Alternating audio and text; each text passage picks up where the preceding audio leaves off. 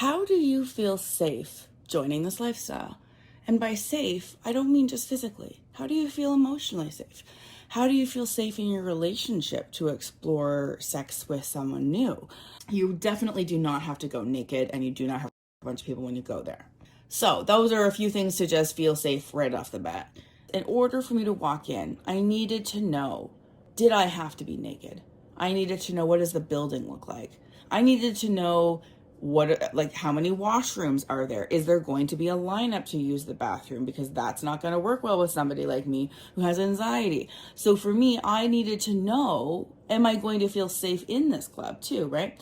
So that's the things that I needed in order to feel safe in this lifestyle, in order to walk in that very first time. As soon as I walked in and seeing porn play on TV, I knew I was not in a place I had ever been before, and that I was excited.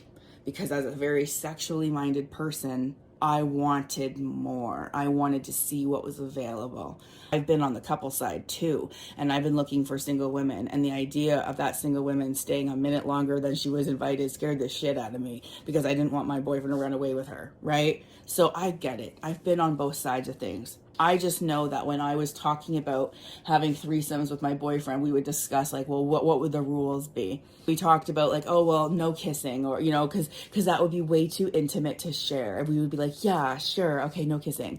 Having said that, fast forward to now, I would be like, fuck that shit.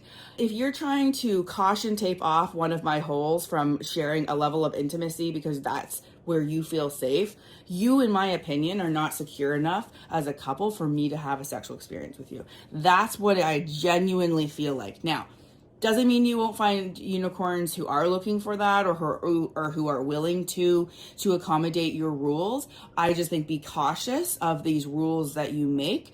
Think about how important they truly are, and why you actually need them. Like, lets her husband go and fuck whoever he wants, and like they go home and have a wonderful marriage. Like, think about that. That's my dream marriage. I would love to be able to be secure enough in my own jealousy of a wife or a partner, to be able to know that it's okay for them to experiment and put their dick in someone else, and even have a kiss or even a moment of touch with someone else, and have it be the exciting thing you talk about on the car ride home, and you get to share that joy with them. You get to see the light in their faces. And that's why I think people should understand the swinger lifestyle. There is something in it for us too when we see our partners have sex with other people.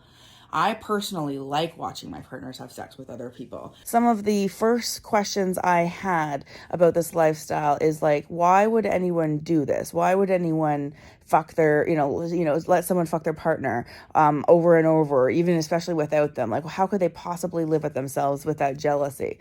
So I get the questions of why, or why the fuck, right? And so, if you don't understand how someone can feel safe doing this lifestyle, then I can see why you would be confused. So I hope that this addressed how it can feel safe.